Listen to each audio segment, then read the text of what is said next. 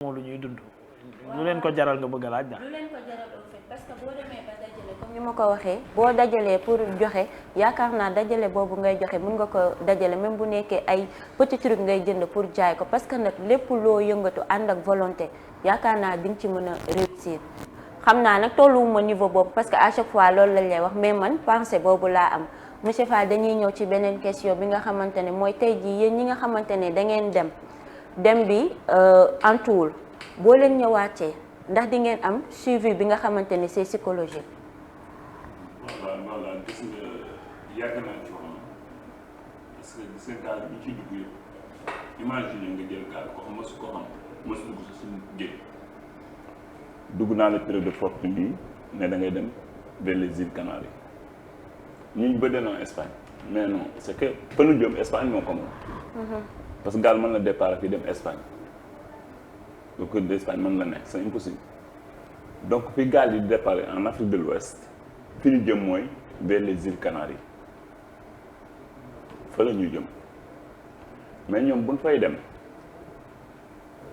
li ñuy daj ci biir gaal yi ak seen programme yooyu ñu am ku ko mës a dugg ci géej bu ci duggee lan moo koy njëkk dal mooy bu duggee nekk ci ndox mi pendant des jours nga ko def ay 11 jours 12 jours nelawul benn lekkam baaxul kooku fa mu mujjee mooy dafay traumatisé wu dafay dem ba dafay déliré wu moo tax ñuy wax naan gaal yi nangam du ma ko weddi nag parce que nag ku nekk say croyance gaal yi nangam a ci amal mais nit ku toog yow mi sax toog ci dëkk bi boo toogoon une semaine yoon nelawul sooy sa bopp dina albatu ko donc ñu ci bari loolu moo leen dal mais lii nga xam ne moom laay reproché état bu Sénégal mooy comment se fait nit def 10 jours ci géej sonn ñëw teer nga jël kan da nga ko yóbbu ci yoon. est-ce que état bi tamit merewu leen. non déet même boo meree nit ki même boo ci meree da nga war a ñëw ay psychologue ñoo war a taxaw mais nga ñëw jox la benn sandwich bu ak 10 000 francs fekk yaa ngi wàcc bu woon jamono ji nga xam ne yaa ngi wàcc aéroport bi war a dem ba Casamance la ñu jox la 10 000 francs ak ab sandwich amul kenn ku la xool psychologiquement toog ñu xool sa bopp nga wér def naa loolu responsabilité état bi leen koy teg mais la moo tax xale yi di dem fii bu neexoon du ñu dem. loolu dëgg la loolu mooy wax ji. waaye fi mu nekk nii yaakaar naa fépp a métti tamit de. waaw fi ngay jógee fi ngay dem yëpp a yem de. yaakaar naa xam nga ak jamono ji ñu toll nii ak cherté de la vie. fi mu toll nii lépp yokk nga toog gis nga ñuy dem wallaay ñàkk bëgg a teral seen waajur moo tax ñuy dem. c'est que ñu ngi leen di sensibiliser pour ñu toog nag parce que gis ki dafa bari man mii di wax bu ma sañoon kenn dem de maa ngi ciy bind benn récit maa ngi ci def benn récit di ñaan yàlla mu yeggal ko si jàmm. d'accord. ñii dem bu ñu amee lu ñu téye lu ñu dem imaginer buñ ñu foog ne nag ñi jàngu rek ñooy dem école ñooy dugg ci gaal yi non mais y a des licenciés mais gis naa ñoo xam ne am nañ licence. gis naa xam ne ce sont des bacheliers. dugg ci gaal yi dem. mais lan moo ko insertion moo am en 2006 rappelons bi mu amee 2006 le phénomène bi gën a siwee Sénégal. bi mu amee ba gars yi commencé ci le président Abdoulaye Wade génnoon le plan REVA avec le ministre Farba Senghor. mais ana plan REVA retrouver l'agriculture ñenn ñoo doon bénéficiaires yi mooy ñi nga xam ne ce sont des migrants de retour ak bañ xale yi duggati ci gaal yi fu mujjee dara naax saay. tey jii ne soo ëllëg le président Macky Sall mu nekk DER baa ngi nii taxaw ñëw na loolu lañ leen di ñaan ñu fexe jël contrôle li nga xam ne mooy fonds yi. jox ko jeunesse bi nga xam ne ñoo ko mérité woo. mu bañ a am benn détournement c'est ce qu'on souhaite. yaa ngi dégg mais man damay wax ne jël alal jox ko nit tamit amul sens il faut que ñu former leen. former leen benn boo leen financer ba pare nga accompagner leen. parce que nit ki mënoo ko financer aussi bàyyi ko noonu. da nga koy suivre nga accompagner ko ba mën a réussir ci biir. d'accord voilà. li may wax jeunes yi mooy du ñëpp ñoo mën a tekki fii laay daane. non dinaa ñëw nga daane dañu bëgg a jël ñoom Omar Sakho ñu ngi ci tali bi ak embouteillage bi ni mu mel ak ndox mi ni mu mel ci tali bi image yi ngeen di gis nii actuellement moom la Sénégalais yi di dund un peu partout ci embouteillage ci métti ak ci mbënd su ma juumul dafa mel ni autoroute Colobane bi la jëm ci voie bi jëm ci yoonu Maris boori Hann boori Hann Absa Hann moo nekk actuellement foofu Absa Hann su fekkee moom mu ngi may dégg mën na dugg mu defal ñu un petit peu li nga xam ne moom mooy situation bi par rapport ak embouteillage bi am ak li Sénégalais yi di dund Absa. waaw Ameth jamono ji ñu ngi fii nga xamante ni bii mooy pont bu Foire ni nga ko gisee jamono ji fii oto yaa ngi fii raam ndànk-ndànk ndax embouteillage yoo xamante ni bii dafay tar lool gis nga ko côté Foire lañ nekkee nii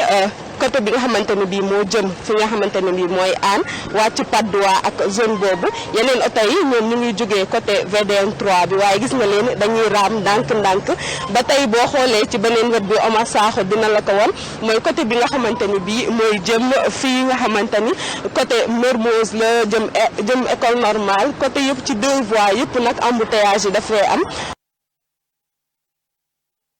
oto yi dañuy raam ndànk xam nañ ni que tey ci fajar gi dafa doon taw ba tax ñi nga xamante ni dañuy xëy dañoo yéex a xëy amaana ba tax ndax heure bii boo xoolee embouteillage yi daan na wàññeeku waaye jamono ji oto yaa ngi raam ndànk file ci pont bu Foire jëm fi nga xamante ni bii mooy Patte d'Oie mbaa sax nga jëm fi nga xamante ni bii mooy booru école normale Ameth. Absa su fekkee mën nga am kenn ci nit askan wi ñu nekk foofu. nga jël seen réaction par rapport ak situation bi nu ñu koy dundee ak jafe-jafe bi beneen laaj bi tamit moom mooy ndax fi mu toll nii gis nga benn yoon ñoo xamante ne nii waaye takk der la ngir organiser nit ñi dem beeg dikk bi ndax xam nañ sénégalais yi moom situation yi bu amee ñëpp ay yàkkamti mais ndax gis nga ay nit yu leen di jéem a organiser ñenn ñi may ñenn ñi taxaw may beneen waa côté bi ñu jàll pour que dem beeg dikk bi gaaw am déet.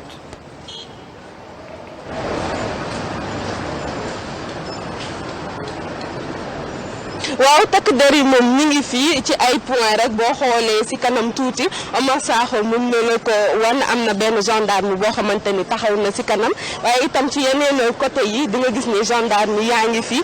di réguler li nga xamante ne bii mooy circulation bi ci beneen wàll nag da nga gis yenn oto yoo xamante ne ñoom dañuy préférer aw ci voie secondaire yi ngir mën a jàllaat ci biir circulation bi répp rek ngir gaawal seen yoon waaye taxul mbir yi gaaw ndax ba léegi boo xoolee ba ci fële nga xamante ne bii mooy pont bi oto yi dañuy raam ndànk-ndànk pour ñi nga xamante ne nag mooy citoyen yi naka la ñuy dundee embouteillage yi xam naa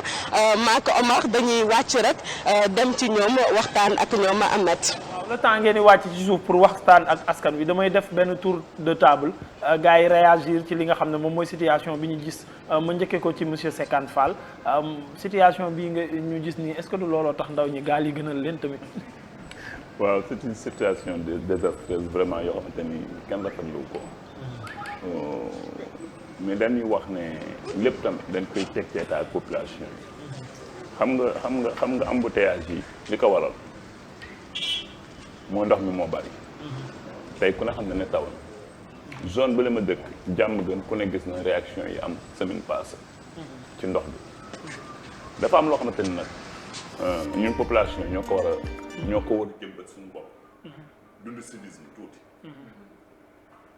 même bu état deful dara ñu jéem a def dara pour defal suñu dund da ngay imaginer ñu defar benn caniveau commencé ko defar pareegul pour mën a drainer les eaux ñun population yi man ak sama morom ak keneen jël mbalit sotti ko ci wala jël ay pneu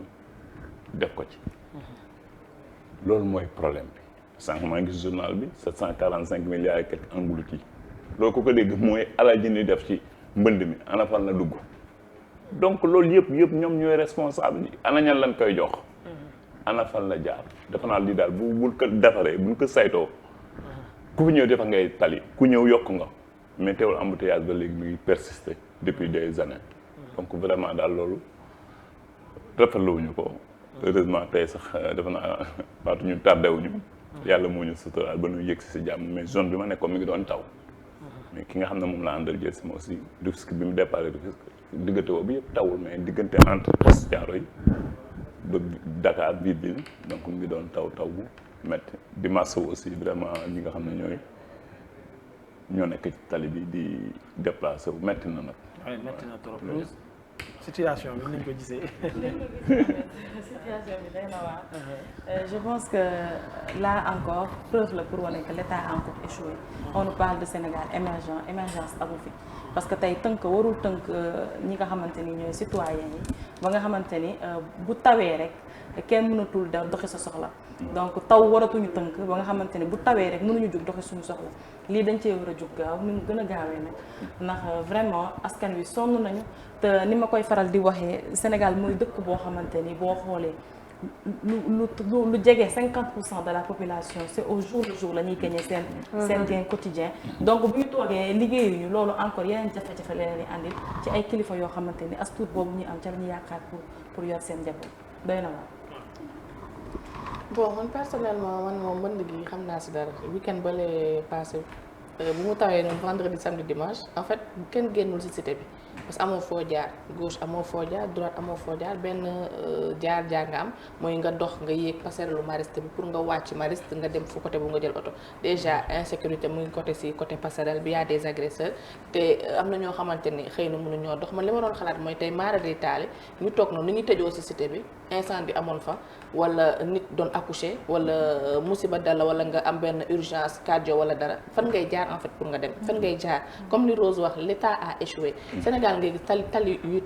taa ba jóg tali yu amul évacuation da ngay romb si tali doo gis benn ay rigole wala loo xamante ni mën na évacuer ndox bi day wis tali ndox yi toll ba fii nga dugal sa oto fay léegi gis nañ ni que agresseurs yi si bu tawee commencé wis sax si la ñuy jóg daal dem attaquer ñi nga xamante ne ñu ngi seen oto yi donc nekk na loo xamante ni vraiment dañuy ñaan rek comme que ñun moom dañuy wax di wax kenn du ñuy dégg wala dañuy dégg da siy dëgg seen tànk dañuy ñaan état bi ngir yàlla war a suuli nañu dimbali si ndox bi ndox baaxul dina yàq kër dina yàq lépp lay yàq lépp keroog ay nit ñu ngi nii tarxiis dugg ci teen am ñoo xamante da ngay dox dugg ci pax wala nga dox courant bi bokk ak ndox bi maas la nga dee donc vraiment nañuy dimbali si mbënd mi y a beaucoup d'embouteillage am na ñoo xamante ni tey mën nañ dem toog seen liggéey bopp lañ yor nelaw ba yandoor wala bañ a liggéey sax mais y a des gens yoo xamante ni tey bu ñu liggéeywul seen kër ci du fa tàq du ñu lekk donc ci embouteillage yi la ñuy nekk test si dang-dangi ba ngoon pour duggaat seen biir kër yi di xuus pour yóbbul seen njaboot la ñu lekk c'est quelque chose vraiment de très déplorable comme Ahmed. en tout cas situation bi li muy wane mooy réew mi doxul état bi doxalu ko population bi doxalu ko état bi milliards yi gisuñu ko population yi caniveau si parce que monsieur Fall li nga wax c'est sûr dafa am parce que dañuy sàcc affaire yi dem jaay ko feeraay yooyu yëpp ñoom nee nañ dañuy def pour am lu ñu dundee mais au contraire dañuy yàq oto yi wallahi lazim d'accord tu vois oto yi aussi ñi koy dawal seen xol yi dafa xat dañuy war a mayante mais ils le font pas de ce fait que forcément embouteillage day am lépp mu ngi noonu li sëñ bi waxoon jikko yi foog ñu sang ko tant que sanguñu jikko yi duñu mën a defaru loolu rek mooy solution Sénégal du leneen jikko yi defaru. léegi dama lay bàyyi nga daaneel ak gan gi. léegi li may daaneel ak gan gi maa ngi ko doon wax que ni intégration bi parce que tey jii bu ñu waxee suivi psychologique bi. tey jii boo leen ñëwee aussi intégration au sein de la famille loolu tamit dafa am solo am na ñoo xam ne bu ñu ñëwee amaana dañ leen di rejeter am na ñoo xam ne dañ siy jëlee sax xel boo xamante ne dafay dem tey jii lan ngay wax ci loolu aussi ma bàyyi la nga tàgguwaale en même temps. waaw xam nga foofu li ma ciy wax mooy xam nga Sénégal mu bëgg kujje. kujje gi mooy nga ngay gis ñoo xam ne ñoo bokk kër maanaam kii yaayam mi ngi nii. kële yaayam mi ngi nii mais ñoo bokk benn jëkk ñoo bokk benn baay ki nga xam ne moom ay doom ñu ngi Europe réussir moom moo war a gën a mën a defar mais bu amee comportement bu mu am envers co-épouse am ak doom yi da ngay gis xale bi muy mujjee fipp parce que la muy defal yaayam du ko defal tàntam donc ñu nekk ci kër gi kii sonn ki sonn doomam bu gisee nag kii te et puis ki nga xam ne sax mooy dimbali yaayam moom boo xefee ci boo moytul moom ci gaal yi la jaar ba réussir donc kii des nag bëgg dimbali yaayam foofu mooy problème bi moom bu yoree dara wala mu am lu mu dajale li ngay wax naan mën nañ dajale moom lu mu mën a dajale bu dajale woon 1 million sax dajale xam nga 1 million ku ciy dem départ la mën nga ci liggéey yaa ngi dégg mais na kële di amee fële ci liggéey bi nan koy faye ba mu mën a dimbali yaayam yóbbu ko makk def yëpp wala tabaxal ko kii 1 million yi mu am balam ko cee def di def ay at yu bari pour mu mën ko fuul ba alal ji gën a yokk moom il préfère léegi dem ci gaal yi ñu ci bari nag dañ naan waajur yeey si am na ñu ko doon def di jël teggi natt ay waajur yi teggi natt jox seen i doom mais am na doom yoo xam te aussi ba ñuy dem seen i waajur yëgu leen donc yooyu aussi ay beddinte beddi nit ci kër daf koy révolté loo daf koy tax mu daw génn kër gi pour uuti leneen même su ko jaralee bakkanam nit ñi nag dañuy wax benn wax boo xamante ni ànduma ci surtout Sénégal que ñi dugg ci gaal dañuy xaru gi nga xaru jarul fay 600 000 bu fekkee xaru rek moo la tax a jóg jarul ngay fay xaalis raay baa ngi bàyyi gon yaa ngi fi mën nga jël nga naan immeuble nga yëg ba sa ceeb nga yëg ba sa ceeb ku ñëw nga jël ba sa ceeb nga tëb parce que xaruwuñu képp kuy dem jàpp nga ne di nga réussir man ba ma koy def dafa jàppoon damay déparé comme ni may déparé Thiaroye dugg ci gaal dem ba ci île de Gorée noonu laa ko jàppoo mais géej gi waxuma la ñuy la Saint-Louis gii de fii dafa jige mais ku dépensé large Mauritanie bi dugg biir Maroc au large de Maroc nga gis geneen géej bu bokk na géej gi ndax danger yi ci nekk uul ya fa nekk une mer houleuse boo xamante ne vraiment ku ko gis sax man yàlla bu ma gisaat daal su ma dund def naa 1 jour ci géej dem naa ba man psychologiquement du nee naa suuf amatul terre ferme bi existé tout parce que à perte de vue ndox asamaan xamatoo yow ban direction nga jëm donc lii la ñuy ñaan xale yi ngir yàlla ñu éviter bañ a dem ci gaal état bu Sénégal aussi ñu wax leen ne lépp loo xamante ni diggoon nañ ko nit ñi pour jàppale jeunesse bi li laay war a sóor lañ ci taxaw neexul a contrôler de Frontex ak tegi gendarme ci plage ba bon ak Dakar Saint-Louis ak Dakar Ziguinchor nga teg fi ay patrouille taxul gi nga nit ki bu bëggee dem dina am pexe mu def ba génne te doo ko yëg def naa daal loolu laa doon tëje di leen sant encore une fois di sant aussi le président du village du migrant muy Ahmadou Bamba Fall di def liggéey bu am solo aussi vraiment ci lutte contre l'immigration clandestine dina fàtte aussi suñu benn jigéen boo xamante ni elle est très célèbre si li nga xam ne mooy lutte bi muy yaayu baayam Diouf dëkk Thiaroye-sur-Mer donc nekk koo xamante ni doomam ci la ko ñàkk ci immigration bi mais mu ngi ciy dox wàllu bu am solo ba projet yi na ñu ngi koy am ak ñoom pour rek lutter contre ce phénomène là ba ñu ngi am ay partenaires italiens yoo xamante ni ñu ngi ñëw pour jéem a ñuy voyage yi légalement am seen i contrat ak seen i séjour en Italie pour mën a dem liggéey convenablement sans problème encore une fois di leen gërëmaat bu baax. di la remercier wax ne seen site bi yàlla na ko yàlla gën a yokk. di la remercier le premier portail de l'Afrique voilà. di la remercier si teewaay bi nga xamante ne teew nga fi wax dëgg yàlla kontaan nañ ci li nga fi wax yépp di wax aussi que ni wërsëg yemul yàlla mooy maye ki nga xamante ne am na million fii na ko jéem a investir fii ki nga xamante ne mi ngi nekk fële yàlla may ko ñu xam ni lépp yàlla moo ko waral. te aussi il faut savoir que ni du ñëppay tekki loolu boo ko defee sa bopp doo sonn ku nekk li nga war a xam ni moom nga war a am danga koy am fii ba keroog ngay dëddu suuf loolu boo ko defee sa bopp rek amaana yu bari doo ci dugg di wax jeunes yi nañ góorgóorlu te aussi ñoom bu nekkee bàyyi nañ seen xel ci état bi nañ ci bàyyi xel rek amul problème état bi moom yaakaar naa ko bëgg dem di nga ko wan ginnaaw de su ma juumul. non en fait balaa monsieur Fall dem j'aimerais savoir sa deux tentatives bi est-ce que yeggoon nga da nga yegg ba pare ñu indiwaat la wala ci digg ndox bi la nga am gàllankoor. voilà question bu am solo nga def. parce que ndax jommi nga tamit. genre doon ngeen lekkante. genre affaire waaw xam nga yooyu yëpp am na ci bon ci nettali yi am ci gaal yi. mais man bi ma njëkk jëm 2002 la woon. boobu légalement dama départ fii aéroport Dakar Yoff bi laa départ fii. le poste la Senghor jël vol dem Maroc. mais bi ñuy dem Maroc. boobu foofu lañ doon départ pour dem man 2002 laa xam ne gaal war na mën a jóge Sénégal dem. dem Îles Canaries xam nga lu ma ko xamee. parce que 2002 bi ñu dem Maroc boobu gars yi ñu ngi jaare au nord Tanger Ceuta ainsi de suite mais foofu dafa amoon patrouille bu dense kenn mënatu fa jaar passeurs yi léegi ils se sont rabattus ñu dem ci fi nga xam ne mooy au sud da ngay départ donc Casablanca jóge Rabat ñëw côté Agadir wàcc ñëw Layoum Dakhla c'est la dernière région bi nga xam ne moo nekk Maroc nekk ak frontière Mauritanie donc foofu c'est au sud ak Layoum googu donc ci désert boobu sablonneux les ergs foofu ngay nekk pour mën a def départ te départ boobu ay gaal ngay yor aussi naari ñoo koy defar aussi def naa fa 3 mois bateau le Joola bi muy suuf mu ma fekk yëguma ko moo fekk Layoum ci désert bateau le Joola suuf na 3 mois ma koy door yëg def naa 3 mois yi dans le désert boo xam ne ndox du laal suñu yaram sanguwuñu ci suuf la nii fanaan ba nga xam ne metti na sangu doo ko la boo amul loolu naan looy sangoo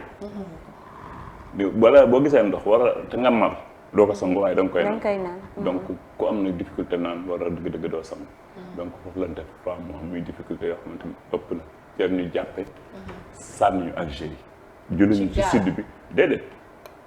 boobu gaal gi ñu dugg na mais dafa am problème ñu teeraat ñu teeraat Maroc ci désert bi lay toog tranquille mais day am toujours patrouille ay avion yu patrouille bi ñu gisee la ñëw jàpp ñu ñoo bi ñu jàppee du leen di Sénégal de ñu ngi lay sànni Algérie fi ñuy wax Maganéa donc muy frontière Algérie Maroc au nord seen frontière raay la wala lay sànni nga war a doxaat nag pour jéem a ñëwaat ba Rabat mais mënoo dox loolu c'est impossible mais di nga def au moins 6 jours dem ci fi nga xam ne côté Nador wala ay Berkane oogaan yónni la passeport yoo xam te du doon sax sa bos mais nga changé yére am yeneen yoo sol jéem a duggaat ci bus yi pour ñëwaat voilà ñii laa demoon en 2002 bi may demaan en 2006 ñu doon réer ci géej 4 ans 2003 laa ñibbi Sénégal 3 ans après ma dem lu tax bàyyi woo waaw xam nga li tax ma demaat gis nga fi ma nekkoon ci 2002 ci Layoum ci désert foofu ay gaal ngay jël mais gaal yooyu sori duñu dëgëruñu te dañuy egg ñaata nga fayoon première fois 650 000 deuxième bi sans compter sans compter billet d'avion waaw Sénégal deuxième bi 600 000 aussi ngay fay deuxième bi aussi da nga jël 1 million et déedéet deuxième bi immigration dafa commencé waat Sénégal dafa commencé nag fii Mauritanie gaal yi jóge Mauritanie dem ci la ñëw ba Saint-Louis nga njëgg ni ñëw na sax ba Ziguinchor boobu man 2002 xam naa ne loo war na mën a ne parce que gaal yi ñu yor moo gën a solide ay fil à tourner la donc mu gën a dëgër gaal yi gaa yor Maroc indi mais géej gi gaal du ko dëgëre géej gi këppi bateau gaal dëgëre wu ko donc ñun bi ñuy dem nag ak programme bi nga yor donc da ngay xam distance bi am sa coordonnée yëpp def ko dans un GPS pour dem mais des fois nga dugg coordonnée yoo xam ne baaxul ñun def nañ 4 jours boo ko dawee 5 war nga mën a egg ñu daw nañ 6 jours une semaine ñu gis ñu île ñu xam ne ñun dañu réer 500 dafay jeex ñu def 11 jours ci géej bi yàlla def noonu la toog na di xaar dee suñu lekk jeex 4 jours 3 jours lekkoon naa ma heureusement bon temps bi seddoon na doo mar yenn mari am na xam ne force dina am ci doxu géej gi ñii seen bopp yi ëlbatiku na may ma jàmm gën a ma wàcceeg boo eggee jàmm gën am ko nekk ci gaal naan boo eggee jàmm gën sa boo eggee jàmm gën nga may ma wàcc apprenti fëggal ma jàmm may ma wàcc wala duggal ci télécentre bi nga oote téléphone boo xam ne jamonoy télécentre yi am na duggal télécentre nga oote téléphone donc yooyu bu ko nit ñi di wax nga xam ne ñuy bokk tuñ man mi di wax ak yéen ama xam ne du ma cité turam parce que wax na ma ko ne ma bu ma sañoon suma sud dootu ko cité actuellement mi ngi Europe mais ñoo bokkoon benn gars c'est un ami mais émission bu ma def dama daan tudd turam directement non même laa ko daan cité mais oo na ma ne bu ma ko tuddati moom bi ñu bokkee gaal ci boppam moom moo ñëw ci man ne man rek maay nit ki ko mën a teg tànkam ci suuf parce que man nag dama équipé wu woon demuma noonu aveuglément yoroon naa téléphone yoroon naa ay garab comprimé yu baax yëpp préparé woon naa ko parce que nag du benn laa tenter immigration donc moo koy tenter deuxième fois dinaa jël ay mesures yu mag donc noonu laa defoon. yoroon nga say mbiskit tamit boo xiifee. mbiskit la ngay dundee. mbiskit dafa baax de ak a gore. waaw mais mbiskit nag c'est que bi nga mbiskit ak pat yooyu man pat yi ma lay wax nii Maroc laa gën a lekk pat 3 mois yi ma def ci désert bi foofu mburu la ngay lekk am pat la. waaw pat la. nu mu lay def pat boo ko dee dundee kase nu mu lay def. léegi da lay constipé li ma bëggoon a laaj moom mooy voilà daanoo leen ngaanuwaay. nga baal ma ci laaj bi. non effectivement xam nga di nga dem toilette parce que nit mën na nekk bon ci mais booy dem toilette dama xam ne pot lan la ñuy jox genre tuyau nga dem toog na la ci gaal gi ci boppu gaal gi boo pare. tuur ko ci géej raxas. am na yoo xam ne mu jógee ci gaal gi noonu ngay def parce que. voilà bon noonu la dem 11 jours nga toog 3 jours yoo xam ne lekkoo ci naanoo sa essence daan ko jeex yow perdre nga ci géej xamatoo sax fan la riz bi nekk noonu lañ toogee di xaar lu ñu sauvé amuñu pexe téléphone bi ma yor bu ma taalee du ma am réseau parce que maa ngi defoon puce bu bees laa utoon Saint-Louis def ko sama téléphone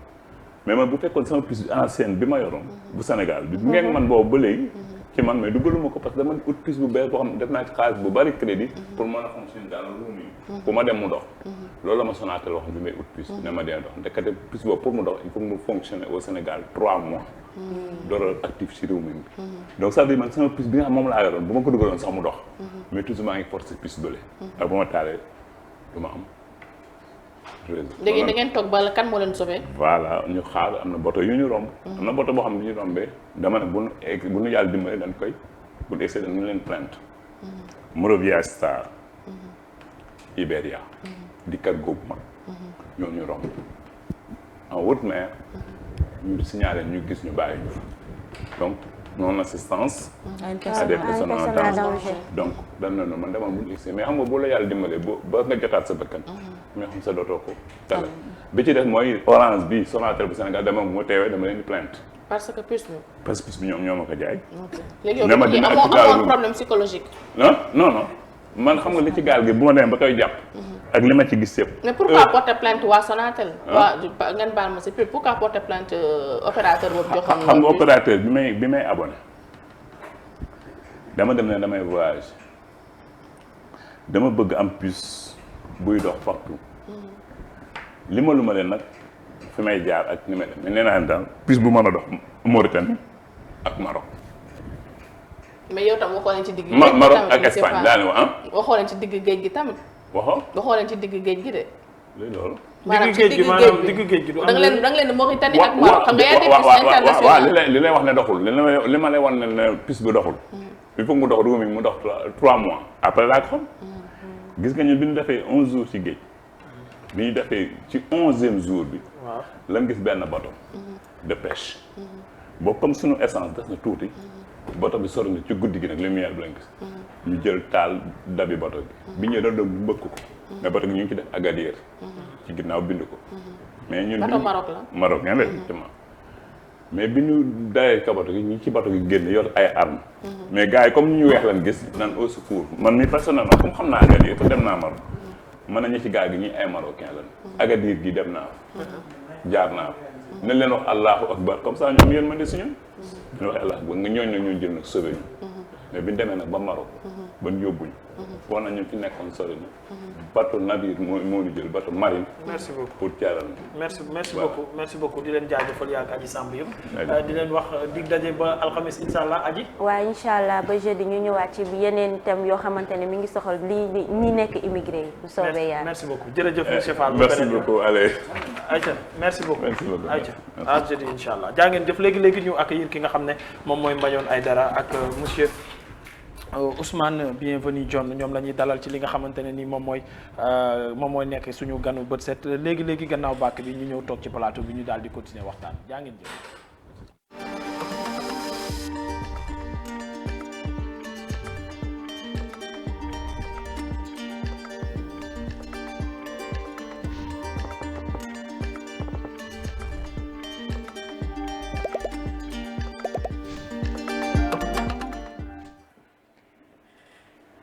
merci beaucoup di leen jaajëfal ci ànd bi ak kóolute bi di jaajëfal bu baax a baax ganu Adji Samb bu am solo boobu nekkoon au bout du fil ñu àndoon ak moom ci jafe-jafe immigrant yi buñ ci jógee nag dañuy dalal monsieur Ousmane Dione bienvenue. waaw. bienvenue bi foo ko teg daf lay dalal ci plateau bi en même temps dafay wuyu sa tur. merci donc bu ñu neexee ñu ne bienvenue monsieur Ousmane Dione bu ñu neexee ñu ne Ousmane Dione bienvenue bu ñu neexee ñu ne Ousmane bienvenue Dione. exactement merci beaucoup. ay damay bàyyi Mañoon Aydara moom tamit mu nuyu internet yi nga xam ne ñu ngi ànd ak ñun doon ko xaar boobu léegi ak gan gi bu ñu daal di nag dugg. jërëjëf Mouhamed Ndoye maa ngi leen nuyu di nuyu ñi nga bokkal plateau bi ainsi que ñi nga xam te ni aussi ñoo ñuy bàyyi xel à travers suñu plateforme digitale tey nag Ousmane bienvenue Dione la ñu daal di dalal moom mi nga xam te ni consultant la formateur la aussi en sécurité routière moom moo nekk également directeur du cabinet assistance et prévention ci wàllum sécurité routière CAP moom la ñu nar a tey rek waxtaanal ci li nga xam te ni jëm na ci wàllum